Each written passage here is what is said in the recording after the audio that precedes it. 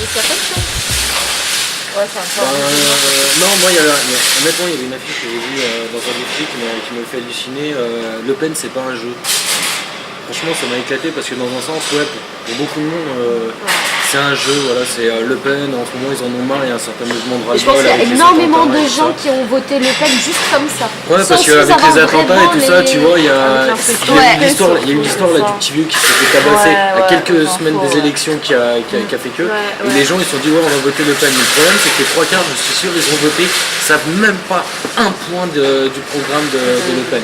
Sauf Le Pen.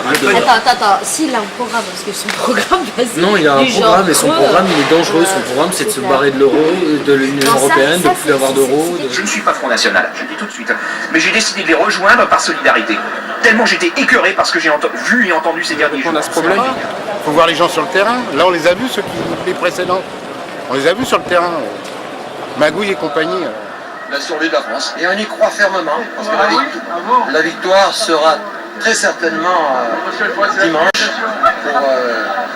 pour le leader. Au défi, vous nous laissez tranquille, monsieur. T'emmerde en face. Peur, je ne suis pas sûr qu'on peut dire ça. Je suis inquiet, on va dire. Mais en même temps, j'espère que ça va créer un sursaut. Voilà. J'ai l'impression que chez les jeunes en particulier, ça crée un sursaut, donc c'est peut-être positif finalement.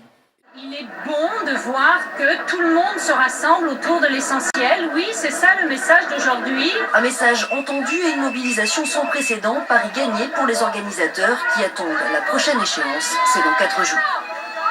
Véritable marée humaine donc entre la République et Nation. Franchement, non. Mais je le ferai volontiers cette fois-ci. Moi non. Moi personnellement, regardez, j'ai ma carte, c'est la première fois que j'ai voté.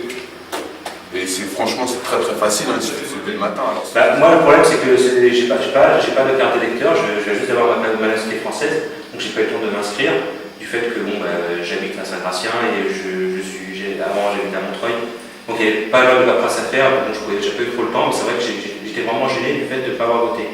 Par rapport à tous ceux qui n'ont pas voté aussi dans mes amis, c'est vrai qu'ils ont tous dit on a pris les cons, on aurait dû voter. Et toi t'as voté? Moi j'étais pas chez moi, mais j'ai voté là.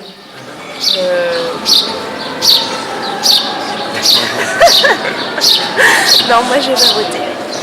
Je fais partie de tous ces électeurs qui n'ont pas voté parce que je ne suis pas inscrite sur les listes électorales.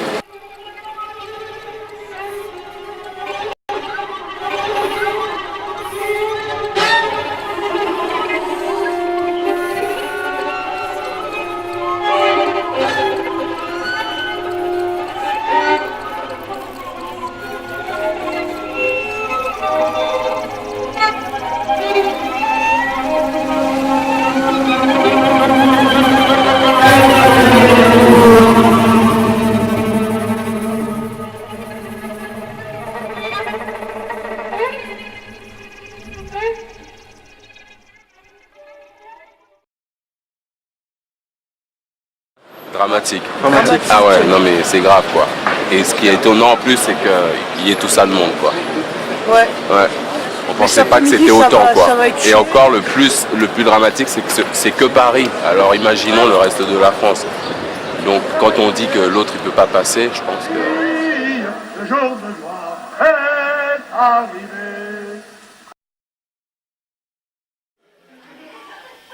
Franchement, si Le Pen il est nommé président, moi je suis vraiment embêtée parce que je me dis que c'est pas la majorité. Personnellement, moi dans un premier temps, j'essaierai de partir de France, dans la communauté européenne, même en Belgique, c'est juste à côté, ou en Suisse ou d'autres pays, mais je ne resterai pas en France, ça c'est sûr et certain. J'exprimerai mon mécontentement, mais je fuirai pas comme ça. J'irai franchement manifester, je pense, parce que c'est le mécontentement, enfin c'est la première chose, je pense, qu'il faut faire pour exprimer son mécontentement. Et puis...